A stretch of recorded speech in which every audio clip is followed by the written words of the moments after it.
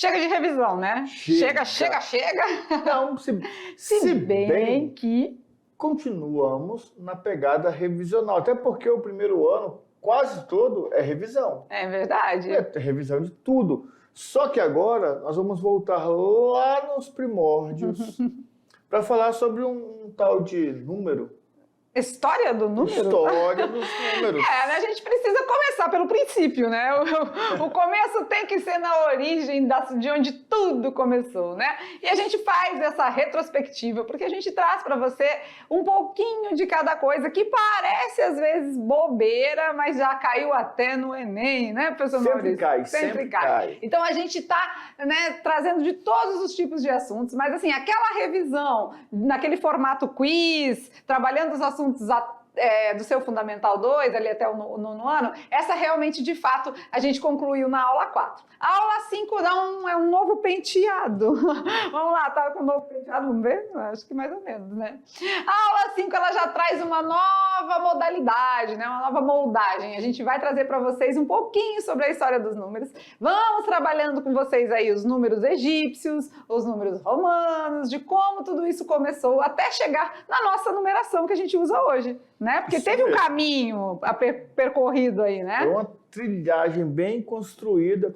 Foi toda uma necessidade, na verdade, né? Toda uma necessidade de contar, de contabilizar, e aí foram surgindo vários e vários sistemas. Isso mesmo, né? E aí, claro que a gente tá nessa animação toda para começarmos aí a aula 5.1 junto com vocês. Vem com a gente! Então, na aula 5, a gente vai dar a introdução à história dos números. Aula 5.1, onde a gente vai trabalhar o que mesmo?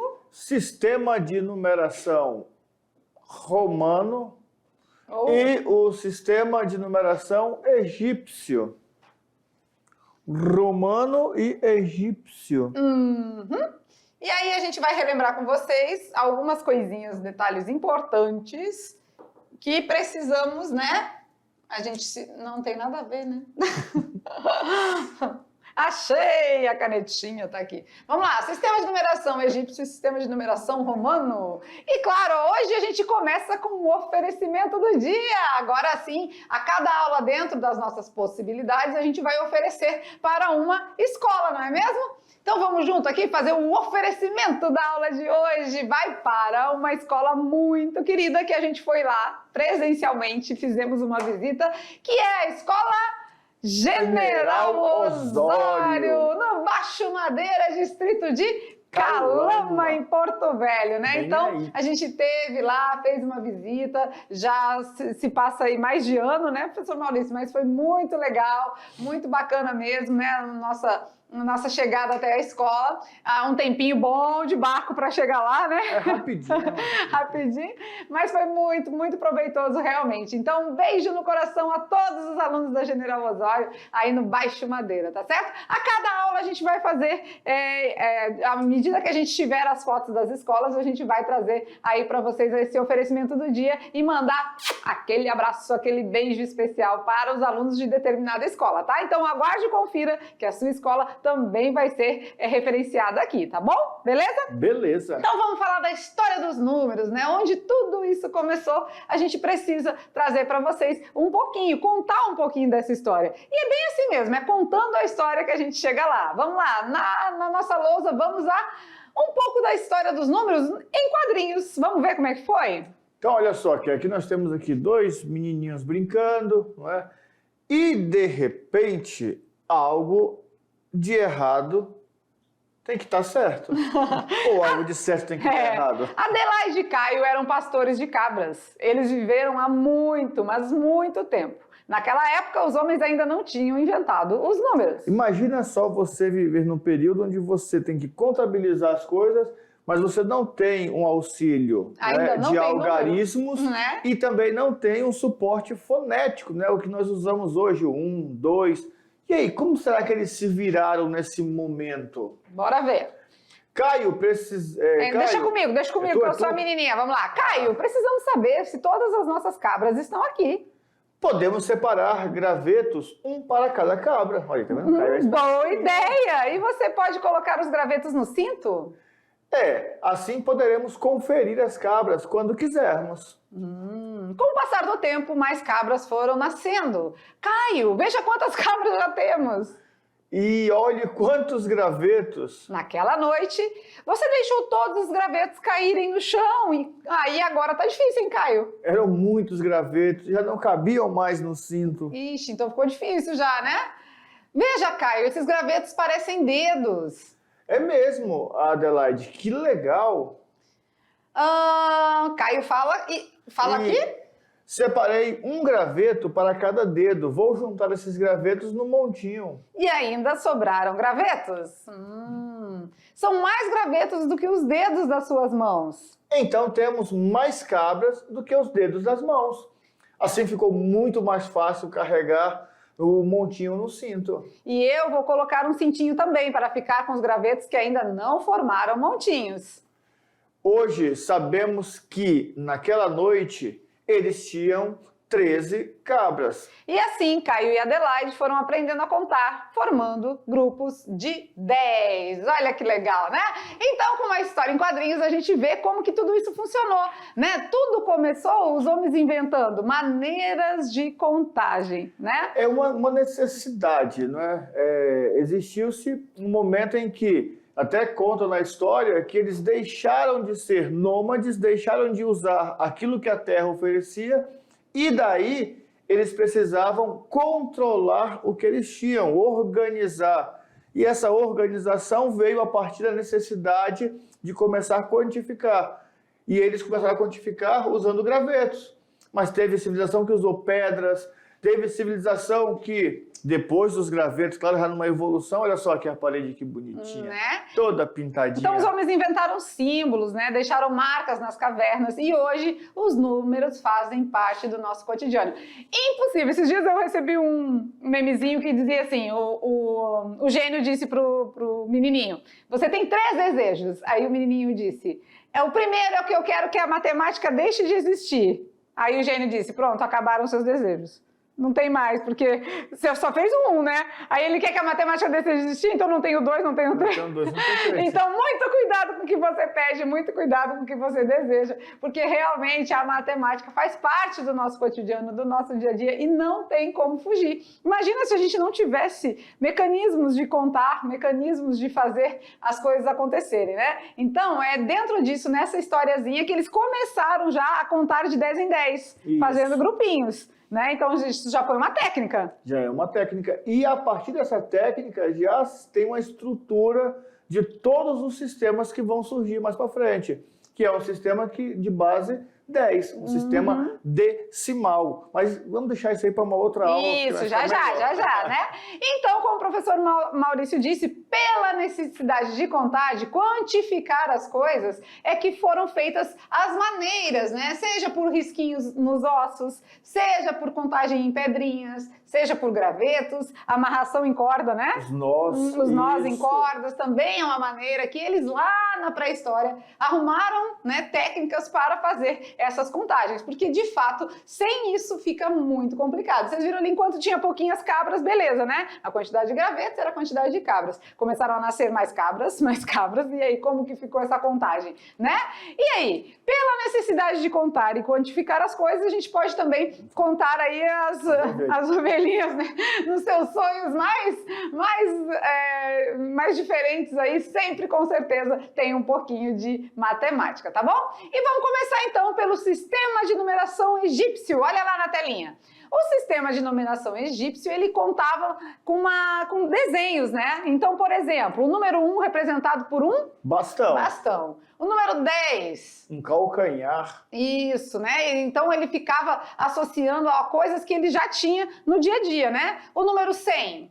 uma corda enrolada. Então, tudo isso eram vivências, né, que eles já possuíam. O 1000, por exemplo... o 1000 era flor de lótus. 10.000... um dedo apontando. 100.000... aí tem-se uma divergência, né? Se era um peixinho ou se era um girino. O girino é aquele filhotinho de sapo que está ali na lagoazinha, pequenininho.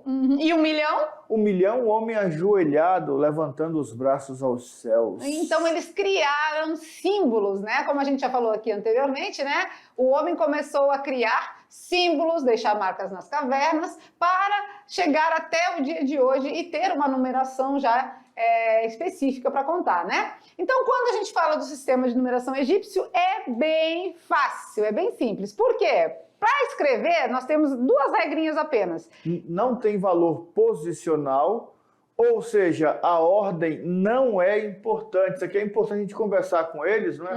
E a segunda regrinha é que pode repetir até 9 vezes. Então, olha só, olha que interessante. Hoje, nós somos tendenciosos já quando falamos em números, porque nós já nascemos com a ideia do número. 1, 2, o 3, Sim, o 4. de pequenininho já sabe, né? Pequenininho, o menino já... Com 1 ano, o menino já está repetindo foneticamente alguns números. E depois começa a associar número à quantidade. Aqui nos egípcios, eles não têm uma valorização com relação à posição. Por exemplo, no nosso caso, o 12 e o 21 são os mesmos símbolos, 1 e 2. Verdade. Só que se eu mudo a posição deles, o número muda totalmente. É o 1 com o 2 e o 2 com o 1, mas a posição importa, né? Se está na casa da unidade, se está na casa da dezena, né? Para eles, isso não existe, tá? Para os egípcios, não existe essa questão da posição do número. O símbolo vale 10, ele pode estar em qualquer posição, ele vai valer sempre 10. Vale 1. Qualquer posição, sempre 1. E a segunda regra pode repetir até 9 vezes. Então ele é limitado. Ah, sim, porque depois de 9 já é o 10, aí o 10 já tem outro símbolo. Já tem outro símbolo. Aí se eu repetir o 10 9 vezes é o 90. Se eu for repetir ele mais uma vez já tem o 100, é outro símbolo. Então repete no máximo 9 vezes aquela figurinha, aquele desenho, tá? Depois disso, aí já tem um símbolo novo que representa. Mas eu acho que se treinar fica melhor. Com certeza, né? Melhor do que a teoria, melhor do que a explicação é a prática. Então vamos fazer junto com vocês? Olha lá, vamos praticar! Represente os números abaixo em algarismos egípcios. Então aqui a gente tem o nosso desenho aqui para facilitar, né? Para a gente montar junto com vocês. Por exemplo, 56. Bom, como pode repetir até 9 vezes, então 56 pode ser 5 calcanhares. Isso, 5 calcanhares é o 50. 6 barrinhas. 6 bastão, né? Isso o que a gente quer dizer quando não tem valor posicional? Se eu colocasse 6 barrinhas primeiro e os 5 calcanhares depois, é a mesma coisa. E se eu quisesse alternando o calcanhar ou a barra? Pode ser também, porque tudo vai representar os 56, tá bom? Não tem valor posicional. Próximo número? 108. O 100 eu já sei que é uma corda enrolada. E o 8 vão ser 8 bastões, né? Pronto. Beleza? 3.046. Bom, o 1000 é a flor de lótus. Isso. Então são 3 flores. Vamos fazer assim, né? Tá mais ou menos, tá bom? A flor de lótus, 3.000. 40. 4 calcanhares. 4 calcanhares e 6 barrinhas. Bastões. 6 bastões. Beleza. 7.000 vão ser 7 flores de lótus. Por quê? Porque aqui a gente pode representar até 9 vezes, né? Então, beleza. Quantos já foram aí? 3, 6, 7, né? Beleza. 7.000 são 7 flores de lótus, tá? 1.247. 1000 é uma flor de lótus. Uma flor de lótus, 200. 2 cordas enroladas. 40. 4 calcanhares. 7 bastões. E aí, tudo bem, né? Então, você percebe que não é um sistema difícil, não é, né? O problema é que tem que ficar desenhando, Então, quer dizer, pode ser que para os egípcios, pelas habilidades deles de lidar com o desenho, né, não fosse tão complicado. Mas imagina só você ter que fazer um trabalho desse e ter que escrever vários números usando esses desenhos. Na verdade foi um recurso que eles criaram, né? Para o momento foi muito útil, né? Porque eles já arrumaram aquela maneira, aquela técnica de quantificar as coisas, pronto, né? Mas realmente esses desenhos não favoreciam muito, né? Porque eu desenhar as flores de lótus aqui com uma quantidade bem grande, depois o número 1 milhão, né? 1 milhão mesmo já é um homem agachado com os braços erguidos, então não era muito fácil de ficar representando. Mas né? daí eu estou pensando agora o seguinte, observa que todos os símbolos, tirando o homem ajoelhado, são símbolos fáceis, né, na época de conseguirem. Flor de lótus, deve ser aquela flor naqueles pastos. Ah, sim, devia então, ter já em grande quantidade, né? Se eu estou num pasto com minhas ovelhas e de repente eu percebi que existe lá uma quantidade muito grande de ovelhas, eu comecei a comparar com a flor de lótus, no final eu vou ter separado as flores de lótus, tudo bonitinho. Só que mesmo assim, eu me penso nessa época. Um pastor vai pastorear lá as ovelhas e colocou no cantinho lá um monte de símbolos. Eu ia passar por lá, eu ia bagunçar tudo. Pois é. Eu ia. Mas aí depois da numeração egípcia, aí já vem uma numeração já cada vez mais se assemelhando com o que a gente tem hoje, né? Que é a numeração do sistema romano. Vamos lá, vamos dar uma olhadinha lá na telinha. No sistema de numeração romano, algumas coisas já ficavam mais similar ao que a gente tem hoje, né? Isso. Então a gente tem o 1, por exemplo, é um... Sim, aqui eles já não usam mais desenhos, né? Já usam as letras. As letras, né? Como se fosse um I. O I. O 5 é o V. O 10 é o X. O 50 é o L. O 100 é o C. O 500 é o D. E o 1000 é o M. Então, no sistema de numeração romano, os desenhos já ficaram de lado, né? As letras vieram substituindo, que com certeza é mais fácil de representar, né? E claro, também tem regras, né? Para escrever um número romano, a gente vai mostrar para vocês algumas regrinhas. E essas aqui já não tão simples como lá no egípcio, que não tinha valor posicional. Aqui tem, ou seja, a ordem é importante. Então quer dizer que se eu tiver o I e o X e o I, são números diferentes. São números diferentes. Mais uma regrinha, vamos ver? Só pode repetir os algarismos I, X, C e M até no máximo 3 vezes. Já mudou a conversa. Já tem negócio diferente aí. Eu não pode repetir mais 9 vezes. Aí eu acho que é a mesma regra aqui. Ficou a mesma, né? Só pode repetir os algarismos I, X, C, M até no máximo 3 vezes, beleza? Vamos dar mais algumas aqui, mais algumas regrinhas. O algarismo X só pode aparecer atrás do algarismo L e C. Por quê, professor? Por que só pode isso? Justamente por conta das casas, né, que nós temos, das dezenas. O L é o 50 e o C é o 100. Quando eu coloco o X atrás desses algarismos, eles vão continuar com valores de dezenas, né? O 40 e o 90. Então, eu não posso colocar, por exemplo, XD, porque o D está lá na centena, é 500. Então, eu não posso diminuir 500 menos 10. Então, esse é um detalhe importante. Só menos 100, né? Isso, menos 100. Beleza. O algarismo C só pode aparecer atrás dos algarismos D e M. É a mesma coisa que o professor Maurício esteve falando agora, tá?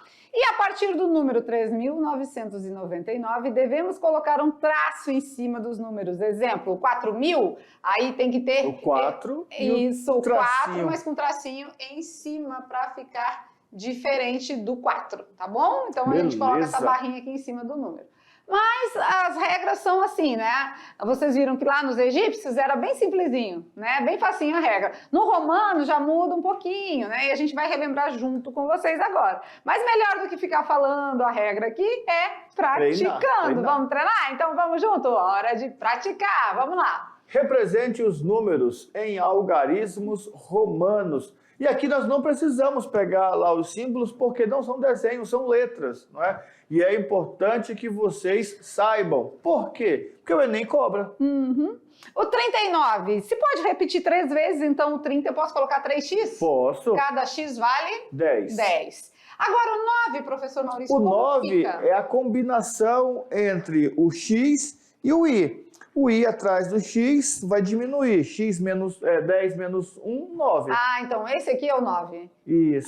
Então beleza. Então olha aqui, esse aqui está representando a dezena, o 30, e esse aqui está representando o 9, tá? Então vamos trabalhando aí para vocês não terem dificuldade. Vamos lá agora.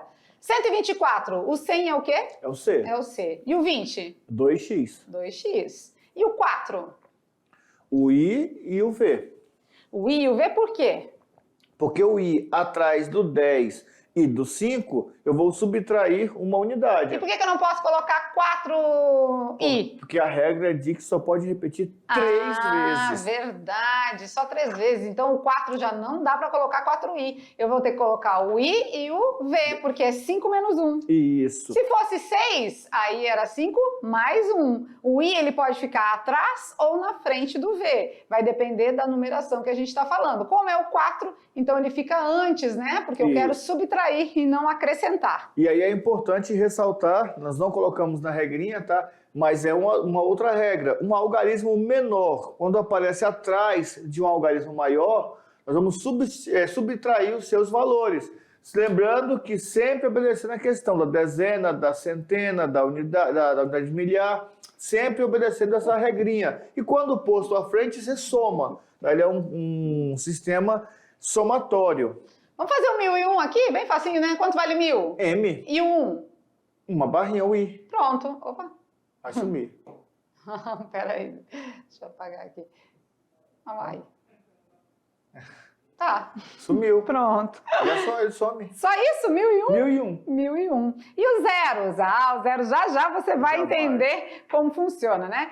Vamos fazer o 579. Como que é o 500? O 500 é o D. E o 70? É o L e 2X. Um L de 50 X. mais 60 mais 70, né? Isso. E o 9, a gente já sabe, né? O I e o X. E o X, né? Então, olha aqui, separando a centena, a dezena e a unidade. Vamos agora ao 999. Ah, peraí. Se o 1001 é o M e o I, então 999 é o I e o M? Não? Não. Ah, porque o I não pode ficar atrás do M? Não posso subtrair o I do M. Porque mas o 900 então é o CM?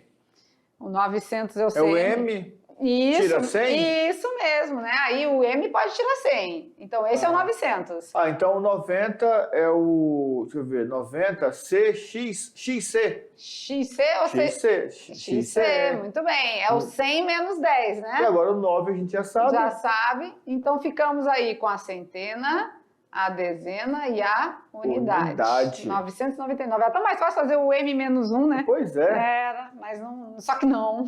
Pois é, porque os romanos já têm umas regrinhas mais diferenciadas, não é? Eles foram aprimorando, né, alguns detalhes, algumas coisas, então é muito importante você ver, deixa eu ir para cá porque eles conseguem visualizar ali, né? Olha lá, então a numeração, no caso da romana, o que acontece, né? A gente percebe que tem o valor posicional, então a ordem importa. Se eu colocar o I e o X, é o 9, mas se eu colocar o X e o I, é o 11. Então, já mudou tudo, né? Então, diferente do egípcio, essa ordem importa e é prática, né? E é importante vocês ressaltarem algumas regras. Ah, mas tem que decorar tudo? Não precisa, porque toda vez que o Enem te cobrar isso, lembrando que as nossas pegadas já são pegadas pensando no Enem. Toda vez que ele cobrar, ele vai te dar um suporte. Pode pegar as provas do Enem, acho que foi 2021, se não me engano, que ele trouxe números romanos, e ele, antes de perguntar, ele deu a regra, ele falou lá as regrinhas bonitinhas, para que você tenha aquele lá. Mas é bom já, tá em casa, tá de bobeira, acabou a aula, chegou, não tá sem sono, pesquisa lá as regrinhas, anota no caderno, faz um resumo. Praticando que se vai longe, né? Só com a teoria às vezes fica difícil. Mas a pergunta que não quer calar é, e como é o zero em algarismo romano? Quando a gente representou ali o 1001, apareceu o zero? Não, só M e o I. Então o zero em número romano existe? Não existe? E aí, o que vocês acham? É boa pergunta, né? Realmente é uma boa pergunta, muito boa. Será que tem zero em número romano? Lá no egípcio, também não vi zero, não. Não, até porque assim, eu penso já nos antigos. Se eu não tenho o que representar... Não tenho o que contar? Não tenho o que contar, porque o número surge com a necessidade de contar. Se eu não tenho o que contar, e aí? Não tem, não precisa. Mas os romanos já eram mais evoluídos. Vamos dar a resposta para eles? Olha lá então, na telinha. Enfim, respondendo a sua pergunta, em algarismos romanos, o sistema de representação é diferente do atual. 10 é representado por x, o 20 por 2x. O fato é que não existe representação para o zero nos algarismos romanos. Não existe. Muito bem. Então, quando a gente fala do 10, é só o x. Quando a gente fala do 20, é só 2x e não tem, então, o zero, né?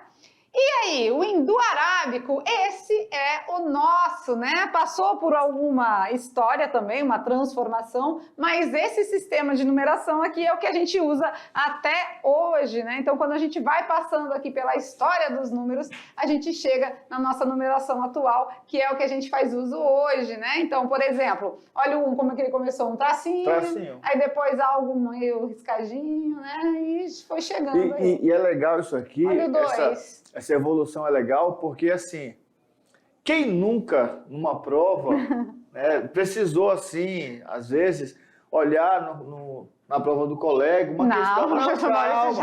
Acontece, às vezes acontece. Você tem que escrever alguma coisa na sua prova e você não lembra. Você estudou, você não lembra. E aí você faz assim, ó, você dá uma olhadinha, aí tem lá, o colega escreveu paralelepípedo. Aí tu olha, tu fica... Quem nunca? Não, é que às vezes a escrita do colega é mais ou menos assim, né? Tá meio assim. E aí, essa evolução dos números é legal porque era assim que eles passavam. Eles riscavam e não riscavam em papel. Não tinha papel. Os mais ricos, os mais sofisticados tinham os papiros. Oxi. Mas os mais pobres eram na pedra, no graveto, no osso, tinha que... Né? Aí tu imagina só um número escrito no osso, o cara olha e fala, meu Deus, o que é isso? Vira pra cá, vira pra lá. Aí vai evoluindo. Vai evoluindo. E dentro do nosso sistema de numeração que a gente usa hoje, né? Os hindus, ó, em 300 a.C. ainda não tinha o zero. Olha lá, tá vendo? Aí já com 500 depois de Cristo já surge um elemento para representar o nada, né? Século V já, né? Isso, já. E depois, 900 depois de Cristo, né? Já os árabes, né? Aí já ficou tudo mais parecido. Olha lá, o nosso zero vai ficando cada vez mais aprimorado até chegar no atual, que é a nossa numeração, né? Então, assim, toda essa história é muito legal de ser contada, de ser trabalhada, até porque o Enem também cobra, já teve muitas questões com os números romanos aí, então a gente traz isso para vocês e começa o assunto do primeiro ano com essa história. E olha que legal, vamos ali ver a numeração associada à quantidade de ângulos, presta atenção, olha lá que bacana. Então, o número 1, por exemplo, ele quer dizer que tem um ângulo aqui, né? Um ângulo. O número 2? 2 ângulos. 2 ângulos. Número 3? 3 ângulos. 3 ângulos, né? Olha aqui. Taran. O 4? 4 ângulos. 3 internos e um externo. E 2 de 90 graus, né? Isso. O número 5? 5 ângulos. Todos eles de 90 graus. É uma curiosidade, né? O número 6, tem uns que eles deram uma forçadinha, né? Que nem o 7 aqui, ó. Né? Mas só para a galera entender mais ou menos aí quantificar, né? Ângulos com números. E ó, é claro que o nosso zero já seria um número 100. É um ângulo só, né? Um ângulo, é um giro completo. Oval, né? Uma elipse, 100 ângulos, beleza? Então, com tudo isso, a gente trabalha aí com vocês a parte da numeração, né? Toda essa história tem outros, tem nos maias, né? Tem outros sistemas de numeração que, se você tiver vontade de conhecer, curiosidade, dá uma pesquisada aí, tá? A nossa aula vai ficar mais ou menos aí, né? Entre os egípcios e os romanos, que é o que a gente achou mais interessante de estar mostrando. Porque é importante para eles entenderem por que surgiu. Não é assim que alguém chega... A gente pensa assim às vezes, mas quem criou a matemática? Ninguém criou a matemática. A própria necessidade humana foi criando artifícios que hoje são ligados à matemática. Contar é um artifício que surgiu pela necessidade do homem e que hoje está associada literalmente à matemática. Mas não quer dizer que é matemática, contei, sou matemático. Não, é uma necessidade. Uma criança pequena, ali até 4 anos de idade, ela não tem noção de quantidade, olhar assim e falar, isso aqui tem 5. Não sabe. Mas ela tem noção de que tem muito e que tem pouco. Pode dar bombom para uma criança, dá um monte de bombom para a criança. Depois você vai lá e tira um pouquinho. Quando ela olhar, que ela perceber que tem um pouquinho menos do que tinha, ela vai chorar. Devolve 2. Você tirou 10, devolve 2. ela está feliz. É a mesma coisa que trocar uma nota de 100 por duas de 5. Não, por várias moedas. Troca mesmo, porque o negócio para eles é quantidade, né? E não o valor de cada coisa, né? Entendeu? E no começo foi assim também, né? Os egípcios era a quantidade, repetir 9 vezes, não importa a ordem, se é o primeiro, se é o... Repete, só repete. Depois os romanos falam que não, calma aí, não pode repetir tanto assim não. E essa questão de quantificar coisas também foi onde começou a moeda de troca, né? Moeda de troca, né? Então, também. tipo assim, eu tenho tanto de grãos, né? E eu troco por tanto de folhagens. Então começaram a trocar nesse sentido, antes mesmo da parte aí financeira monetária de ter o dinheiro em si, né? Vamos lá então, brincando com os números? Não, ainda não. Tem uma brincadeirinha antes. Vamos lá então. Olha lá, para descontrair minha vida em algarismos romanos. Vixe! Tá, mas se a gente fosse transformar isso em numeral mesmo, vixe, que número é esse? Tem como? Não tem como. Ué, mas como assim, professor? Por que não tem como? Porque importa o valor posicional, né? Então aqui, por exemplo, a gente ia ter o 6 primeiro, né? O 6, depois o 11. E depois o 11, mas não pode ser assim, né? Não é uma representação de 611. Isso tá errado. Então é só para descontrair mesmo. Vixe!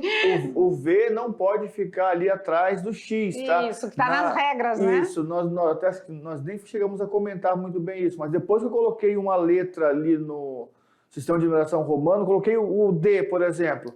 Atrás do D eu não posso colocar mais, né, vários Cs, ou D, ou X. Por quê? Porque o D é o máximo. Eu posso até colocar um C atrás do D para já quantificar o 400, mas um C, um L, não pode. Aqui é a mesma coisa o V é 5, o 5 não pode ficar atrás do 10. Vamos então agora no nosso teste de raciocínio, a pergunta é... Em um avião, fazendo uma viagem, voltando das férias para a aula, nós tínhamos em um avião 4 romanos e um inglês. A pergunta é... Esse avião veio da onde mesmo? Qual o nome da aeromoça? É Luísa? É Maria? É Beatriz? É Ivone? Ou é Cláudia? Peraí. Pensar.